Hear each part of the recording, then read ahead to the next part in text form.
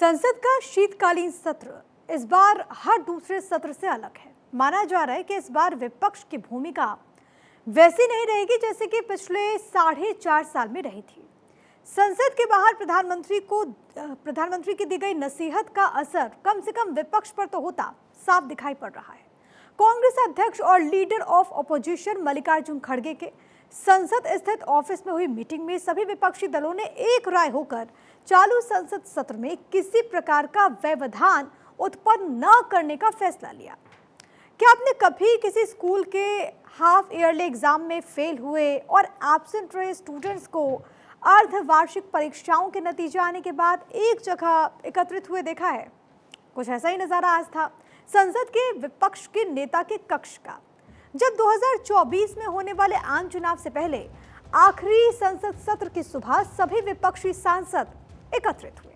सभी के चेहरे पर हाल ही में आए विधानसभा चुनाव परिणाम के दुख की काली परछाई भी साफ दिखाई पड़ रही थी। सोर्सेस ये बता रहे हैं कि एकदम गंभीर माहौल में किसी भी विपक्षी सांसद ने इस बैठक में विधानसभा चुनाव परिणाम पर खुली चर्चा नहीं की। इस बैठक में विपक्षी दलों ने यह तय किया कि वो तृणमूल कांग्रेस सांसद महुआ मोइत्रा के खिलाफ सरकार के किसी भी प्रस्ताव का जोरदार विरोध करेंगे। संसद की एथिक्स कमेटी ने तृणमूल कांग्रेस सांसद महुआ मोइत्रा के कैश फॉर क्वेरी मामले की जांच करने के बाद उनके निष्कासन की सिफारिश की।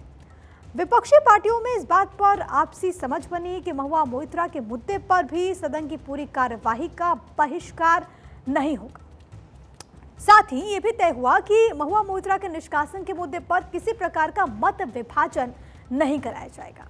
विपक्षी दलों ने तय किया कि मोदी सरकार से संसद के दोनों सदनों में देश के आर्थिक हालात, सीमा पर मौजूदा स्थिति पर भी थोड़ी देर के लिए बहस करने का निवेदन करेंगे। विपक्ष की इस बैठक की सबसे बड़ी हाईलाइट थी विपक्ष द्वारा संसद की कार्यवाही चलने देने के बारे में अपने रुख में पूरी तरह परिवर्तन करने का फैसला। अब से पहले पिछले 4.5 साल में अपनी बात न माने जाने पर विपक्षी पार्टियां संसद की कार्यवाही को अवरुद्ध करती रही हैं, यानी कि बाधित करती रही। लेकिन 2024 के लोकसभा चुनाव से पहले हो रहे आखिरी पूर्ण संसद सत्र में बोलने के मौके से ना चूकने के लिए सभी विपक्षी पार्टियों ने इस संसद सत्र का एक भी घंटा व्यर्थ न करने का महत्वपूर्ण फैसला लिया है। चुनाव में हम सब अलायंस एक साथ इसलिए आए हैं क्योंकि हम अपना कमिटमेंट जानते हैं, अपनी जिम्मेदारी समझ रहे हैं कि देश में एक मजबूत विपक्ष या एक दूसरा ऑल्टरनेटिव जो देश के सामने रखना चाहिए वो हम सबकी जिम्मेदारी है।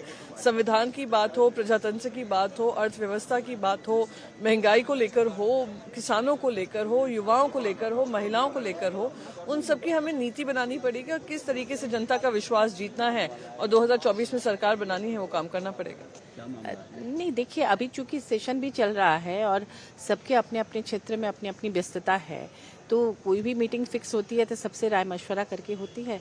तो निश्चित रूप से हो सकता है डिले हो रहा होगा सबसे कांटेक्ट करने में, लेकिन ऐसी कोई बात नहीं है जिसकी आप लोग कयास लगा रहे हैं। सब लोग ठीक हैं। अभी तो पार्लियामेंट में मैं देख रही हूँ सभी पार्टी के लोग, जो विपक्षी गठबंधन है, टीम इंडिया के लोग, सब लोग एक दूसरे से मिल रहे हैं, जुल रहे हैं, आपस में विचार विमर्श कर रहे हैं। ऐसी कोई बात नहीं है।